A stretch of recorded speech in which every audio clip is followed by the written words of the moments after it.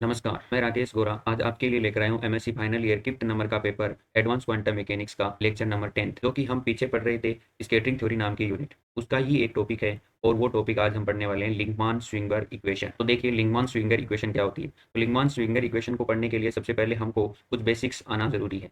तो इतने दिन जो 9 तक के लेक्चर पीछे पढ़ के आए हैं हम, उन लेक्चर्स के अंदर हमने देखा है कि हम आपकी क्रॉस सेक्शन स्कैटरिंग को निकाल रहे थे इतने दिन।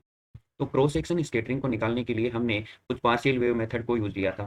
पार्शियल वेव मेथड के अंदर हमने लो एनर्जी के ऊपर और हाई एनर्जी के ऊपर हमने स्कैटरिंग को कैलकुलेट किया था, यानी कि स्कैटरिंग के साथ में हमने क्रॉस सेक्शन को चेक किया था। अब वो जो क्रॉस सेक्शन आ रहा था वो एल की कुछ पर्टिकुलर वैल्यूज के ऊपर आ रहा था, और वो वैल्यू क्या थी, 0 1 2 3 और आगे की ओर इन्फिनिटी तक जा रही थी। बट मेरा ये मानना है कि जो आप यहाँ पर जो स्कैटरिंग के कारण जो क्रॉस सेक्शन निकाल रहे थे वो एक टोटल क्रॉस सेक्शन नहीं निकाल रहे थे, आप एक पर्टिकुलर वैल्यू के ऊपर क्रॉस सेक्शन निकाल रहे थे। जस्ट सपोज कि मेरे पास में यहाँ से कोई स्कैटरिंग हो रहा है और ये टारगेट के ऊपर यहाँ पर ये एक जीरो वैल्यू है और यहाँ पर आपकी एक एक वैल्यू है। तो आप यहाँ इस जगह पर और इस जगह के ऊपर ही स्कैटरिंग के कारण आपका क्रॉस सेक्शन सिग्मा चेक कर रहे थे।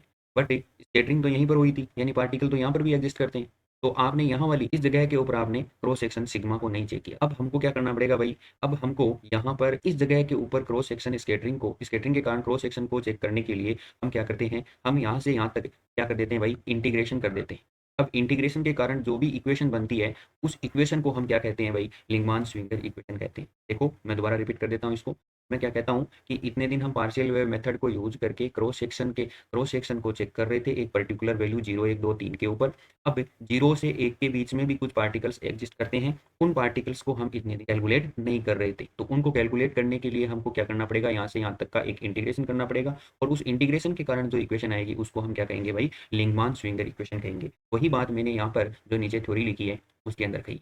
तो देखिए इस इक्वेशन को पढ़ने के लिए हमको कुछ इसकी थ्योरी के बारे में यानी बेसिक के बारे में जानना जरूरी है। तो क्या कहते हैं कि using partial wave method we can calculate cross section at low energy when only contribution of L equal to 0 considered, but there will be some small contribution of L equal to 1 2 3 4 5 also. However, at a high energy there will be contribution of all values, so it is difficult to solve using partial wave method. यानी कि high energy के ऊपर तो हम सारी values को आपका cross section निकाल रहे थे, बट लो एनर्जी के ऊपर हम एक पर्टिकुलर वैल्यू के लिए ही चेक कर रहे थे। तो देखिए partial wave method include particular value of angular momentum L. तो देखना हम लिंगमान स्विंगर इक्वेशन को डिफाइन करने जा रहे हैं यहाँ पर। तो to include all value of angular momentum, all value of angular momentum, we develop a integral equation that is known as Linkman Swinger equation।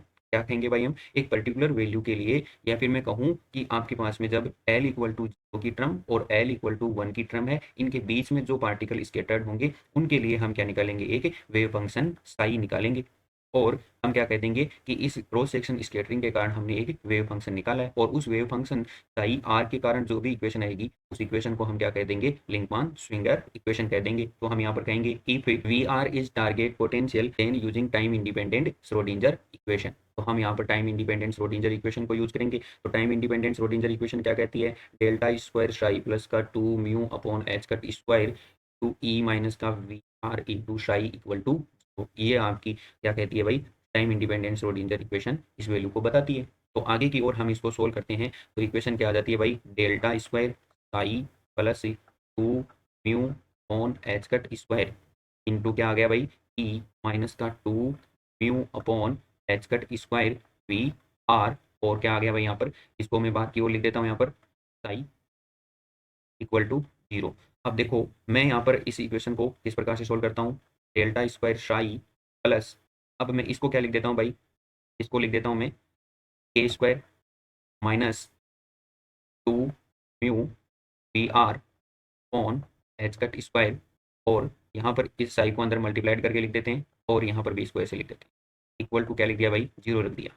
अब देखो मैं इसको क्या लिख देता हूँ, Sai sorry delta square psi plus के स्क्वायर साई इक्वल टू, इस टर्म को उधर की ओर ले जाता हूँ तो 2 mu upon H cut square और वी आर, और क्या आ जाता है साई, ये इक्वेशन आ जाती है। तो मैंने इस इक्वेशन से यहाँ पर ये लिख दिया, और इसको इक्वल में ले जाकर यहाँ पर ये लिखा हुआ है, ये इक्वेशन मैंने यहाँ पर सोल्व करके ये लिखवा दिया। आगे की ओर देखना। तो यहाँ पर क्या होता है, डेल्टा स्क्वायर साई प्लस का के square psi equal to 2 mu upon H cut square we are into psi. अब मैं यहाँ से क्या कॉमन ले लेता हूँ, साई को कॉमन ले लेता हूँ, तो डेल्टा स्क्वायर प्लस का के स्क्वायर और साई कॉमन आ गया equal to 2 mu upon H का t square we are into psi, equation number first बना दी। अब मैं यहाँ पर क्या अप्लाई करूँगा भाई, आपका ग्रीन फंक्शन यूज करूँगा, ठीक है। तो अब मैं यहाँ पर ग्रीन फंक्शन को अप्लाई करूँगा, तो ग्रीन फंक्शन के लिए मेरे को यहाँ पर पॉइजन इक्वेशन यूज करनी पड़ेगी। तो देखो पॉइजन इक्वेशन क्या कहती है, delta square phi equal to minus का रो अपॉन एप्सिलॉन नोड। अब मैं इस इक्वेशन को ऊपर नीचे किससे मल्टीप्लाइड कर देता हूँ भाई, 4 पाई अपॉन 4 पाई से मल्टीप्लाइड कर देता हूँ। तो यहाँ पर क्या आ जाता है, माइनस का 4 pi rho upon 4 pi epsilon naught. तो आपको एक बात पता होनी चाहिए कि सीजीएस सिस्टम के अंदर 4 पाई एप्सिलॉन नोड का वैल्यू कितना होता है, 1 होता है। तो यहाँ पर इस इतनी जगह पर मैं कौन सी वैल्यू रख दूंगा भाई, ये वाली वैल्यू रख दूंगा, कितनी, 1 रख दूंगा।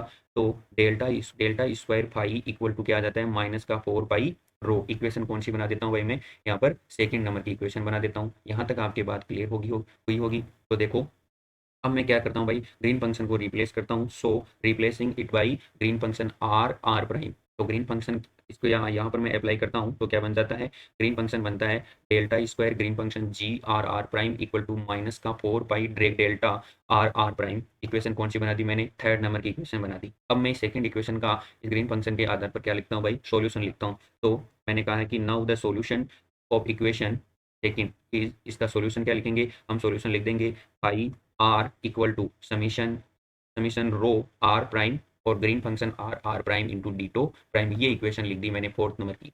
अब भाई आपके पास में मैंने यहाँ पर सेकंड इक्वेशन से मैंने फोर्थ इक्वेशन के अंदर क्या लिखा है, इसका सॉल्यूशन लिखा है। अब आप कैसे मान लोगे कि यहाँ पर सेकंड इक्वेशन का ये फोर्थ इक्वेशन है वो सॉल्यूशन है। तो इसके लिए मेरे को कुछ प्रूफ वगैरह करना पड़ेगा। तो मैं क्या इस मैं इस फाई को इस फाई से रिलेट करके दिखा दूं, तो तब तो मान लोगे ना। तो देखो मैं यहाँ पर क्या करने वाला हूँ, इस फाई को ऊपर वाले सेकंड इक्वेशन वाले फाई से मैं रिलेट करके दिखाता हूँ। तो देखना क्या है, मैं ये कहता हूँ कि यहाँ पर जो आपके पास में ये इक्वेशन है, ये इक्वेशन इसको ग्रीन फंक्शन से रिप्लेस कर दो। तो रिप्लेस करने के लिए सबसे पहले मेरे को क्या करना पड़ेगा, दोनों तरफ किससे मल्टीप्लाइड करना पड़ेगा भाई, मेरे को डेल्टा स्क्वायर से मल्टीप्लाइड करना पड़ेगा। तो इसको डेल्टा स्क्वायर से मल्टीप्लाइड कर देता हूँ, delta square I R equal to integration rho are prime. और यहाँ पर क्या लिख देता हूँ भाई, ग्रीन फंक्शन की जगह रिप्लेस करके मैं डेल्टा स्क्वायर और green function R into R prime into D tau prime, ये लिख देता हूँ मैं। और अब मैं क्या कह देता हूँ, इस इक्वेशन के अंदर यहाँ पर जो देखो आपको ये वैल्यू दिख रही है ना, ये वैल्यू यहाँ से पुट कर देता हूँ इक्वेशन थर्ड के अंदर। तो मैं यहाँ पर कह देता हूँ फ्रॉम इक्वेशन थर्ड। तो देखो यहाँ पर क्या आ गया, delta square phi are equal to rho are prime minus का 4 पाई, देखो माइनस का 4 पाई, यहाँ पर ये ड्रेक डेल्टा है, ड्रेक डेल्टा है, ड्रेक डेल्टा आर माइनस का आर प्राइम ये फंक्शन है। इसको मैं किससे रिप्लेस कर देता हूँ भाई, आर माइनस का आर प्राइम वेक्टर से रिप्लेस कर देता हूँ। तो देखो क्या बन जाता है, आर माइनस का are prime into ditto prime बन जाता है। आगे की ओर इस इक्वेशन को हम जब सोल्व करते हैं तो क्या आ जाता है, देखो delta square phi are equal to, यहाँ पर -4 पाई को बाहर निकाल लेता हूँ तो माइनस का 4 pi integration rho are prime और डेल्टा आर माइनस का आर प्राइम डीटो प्राइम। अब मैं क्या कहता हूँ, मैं ये कह देता हूँ कि इस इक्वेशन का मेरे पास में क्या है भाई, ये सॉल्यूशन है। यानी कि इस इंटीग्रेशन को सोल्व करता हूँ तो मेरे पास में क्या आ जाता है भाई, ये इंटीग्रेशन आ जाता है, यानी कि रो आर आ जाता है। यानी कि इस इंटीग्रेशन का, इस इतनी इंटीग्रेशन का आपका सॉल्यूशन क्या होता है भाई, ये सॉल्यूशन होता है, जिसको हम एमएससी प्रीवियस के क्वांटम मैकेनिक्स के पेपर के अंदर इसको पढ़ते हैं। ठीक है, तो देखो इसका सॉल्यूशन क्या बनता है भाई, यहाँ पर मैं इसका सॉल्यूशन लिख देता हूँ, delta square pi equal to minus का 4 पाई रो आर। ठीक है, अब ये आपको जो रिलेशन दिख रहा है वो रिलेशन कुछ इक्वेशन नंबर 2 से मिलता जुलता ही दिख रहा है। देखो क्या है इक्वेशन नंबर 2, ये रही इक्वेशन नंबर 2 आपकी। ठीक है, इसके अंदर मैंने आर प्राइम सॉरी आपका फंक्शन के रूप में रो को, इसके अंदर हमने इस रो को, यहाँ पर ये जो आपको ये इक्वेशन दिख रही है वो इक्वेशन आपकी इक्वेशन 2 से मिलती जुलती दिख रही है। तो 2 से मिलती जुलती दिख रही है तो देखिए यहाँ पर मैंने इसको क्या नहीं लिखा है भाई, इसका फंक्शन के रूप में नहीं लिखा है, बट ये है तो सेम ही ना। तो मैंने क्या कर दिया है भाई, मैंने एक बात को प्रूव कर दी है कि 2 नंबर की इक्वेशन का सॉल्यूशन है वो क्या भाई, सॉल्यूशन 4 से रिलेट करता है। क्लियर है। तो अब आगे की ओर देखो, मैं इसको आगे सोल्व करता हूँ। तो आगे की ओर सोल्व करता हूँ तो इक्वेशन क्या कहता हूँ, इसके बारे में ये कहता हूँ कि so equation 4 satisfied Poisson equation. ये ऊपर वाली 2 नंबर की इक्वेशन पॉइजन इक्वेशन से तो आई थी। तो इट सॉल्यूशन, तो इसका सॉल्यूशन क्या हो जाएगा, हम वापस लिख लेते हैं उसी इक्वेशन को 4 को। तो phi are equal to rho are prime Green function r r prime into ditto prime. अब इस इक्वेशन को भी मैं वापस लिख लेता हूँ, कौन सी इक्वेशन को, इस इक्वेशन को, यहाँ वाली को, इसको थर्ड नंबर की इक्वेशन को मैं यहाँ पर वापस लिख लेता हूँ और आगे की ओर इसको सोल्व करता हूँ। तो देखिए ये वही मैं यहाँ पर क्या कहूँगा, delta square green function r r prime equal to minus का 4 pi Dirac delta are minus का आर प्राइम आ गया।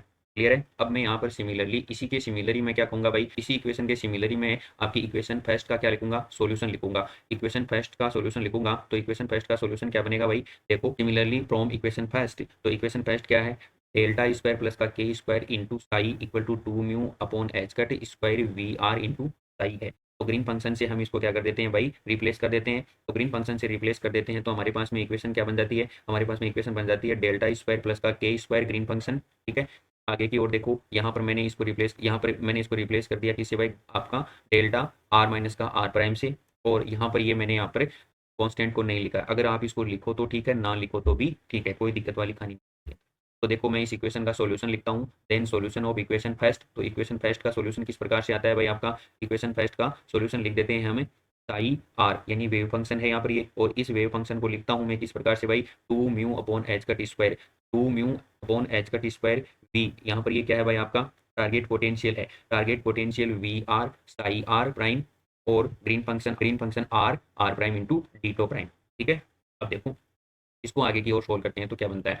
तो यहाँ पर मैं लिखता हूँ क्या भाई, यहाँ पर मैं लिखता हूँ आपका wave function r equal to 2 mu upon H cut square, और इसका मैं इंटीग्रेशन कर देता हूँ। और देखो मैंने इस कांस्टेंट को बाहर ले लिया यहाँ पर, तो इसका इंटीग्रेशन कर देता हूँ। तो यहाँ पर क्या है भाई, V r prime psi r prime Green function r r prime into ditto prime. Clear है, इक्वेशन नंबर क्या आ गया भाई, यहाँ पर ये फिफ्थ नंबर का इक्वेशन आ गया।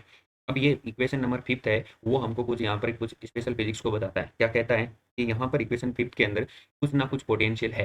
ये देखो यहाँ पर कुछ ना कुछ पोटेंशियल है। अब ये कुछ ना कुछ पोटेंशियल है तो इसका कुछ ना कुछ सॉल्यूशन भी आएगा। बट बट मेरा पॉइंट ये है कि मान लो कि यहाँ पर कुछ पोटेंशियल बैरियर होता ही नहीं, कुछ पोटेंशियल बैरियर होता ही नहीं, तो पोटेंशियल क्या होता भाई, जीरो होता। अब पोटेंशियल जीरो होता तो इस इक्वेशन का जो सॉल्यूशन आता वो क्या आता भाई, प्लेन वेव सॉल्यूशन आता। ठीक है, तो प्लेन वेव सॉल्यूशन आता तो उसके लिए जो वेव, प्लेन वेव के लिए जो आपका प्लेन वेव सॉल्यूशन बनता वो किस ऑर्डर का बनता भाई, जीरोथ ऑर्डर का बनता। बट यहाँ पर तो कुछ ना कुछ पोटेंशियल बैरियर है। तो अब हम यहाँ पर इसके सॉल्यूशन से क्या कहेंगे, so it is solution of time independent Schrodinger equation. ये सॉल्यूशन कब है भाई, जब V r prime not equal to क्या है भाई, जीरो है। But if V r equal to, V r prime है यहाँ पर, V r prime equal to zero, then it has plane wave solution. मैंने पहले भी बताया क्योंकि पोटेंशियली जीरो है, वेव सॉल्यूशन क्या आ जाएगा भाई, प्लेन वेव सॉल्यूशन आ जाएगा। और प्लेन वेव सॉल्यूशन को किस प्रकार से लिखते हैं हम, जीरोथ ऑर्डर से लिखते हैं। तो जीरोथ ऑर्डर के साथ में आपका प्लेन वेव सॉल्यूशन क्या आएगा भाई, psi zeroth order r equal to e की power iota k dot r vector से लिख देते हैं इसको। ठीक है, अब आगे देखो, नाउ इसका कंप्लीट सॉल्यूशन देखते हैं। तो कंप्लीट सॉल्यूशन क्या होता है भाई, इसका इसका कंप्लीट सॉल्यूशन होता है i is the function of r equal to, इसको ऐड कर दो और इसको पूरे को ऐड कर दो यहाँ पर। ठीक है, तो इसको ऐड करेंगे तो आपका क्या आ गया भाई, साई जीरो आर प्लस का 2 mu upon H cut square we r prime, और क्या लिख दिया मैंने, psi r prime Green function r in r r prime into ditto prime. ठीक है, यहाँ पर ये जीरोथ ऑर्डर है। क्लियर है, तो देखो आगे की ओर इसका कंप्लीट सॉल्यूशन क्या बन जाता है, इसका कंप्लीट सॉल्यूशन बन जाता है साई आर इक्वल टू, यहाँ पर इस जीरोथ ऑर्डर वाले वेव फंक्शन की यानी प्लेन वेव को, प्लेन वेव सॉल्यूशन लिख देते हैं हम इसका यहाँ पर। तो ये प्लेन वेव सॉल्यूशन है ई की power iota k dot r vector, तो इसको मैंने यहाँ पर लिख दिया, प्लस का ये है वैसा का वैसा लिख दिया, 2 mu upon H cut square integration of V r prime psi r prime Green function r r prime into d tau prime. यही क्या कहलाता है भाई, आपका लिंगमान स्विंगर इक्वेशन कहलाता है। बट पॉइंट यहाँ पर ये है कि ये लिंगमान स्विंगर इक्वेशन है वो अभी एक अधूरा सॉल्यूशन है लिंगमान स्विंगर इक्वेशन का। तो लिंगमान स्विंगर इक्वेशन का जो अधूरा सॉल्यूशन है उसको पूरा करने के लिए हमको क्या सोल्व करना पड़ेगा भाई, आपको इस ग्रीन फंक्शन का सॉल्यूशन करना पड़ेगा, मतलब इसका ट्रीटमेंट करना पड़ेगा। तो उस ट्रीटमेंट को यानी ग्रीन फंक्शन के ट्रीटमेंट को हम देखने वाले हैं नेक्स्ट लेक्चर के अंदर, और वो लेक्चर हम आपके कर लेंगे। तो थैंक्स फॉर टुडे।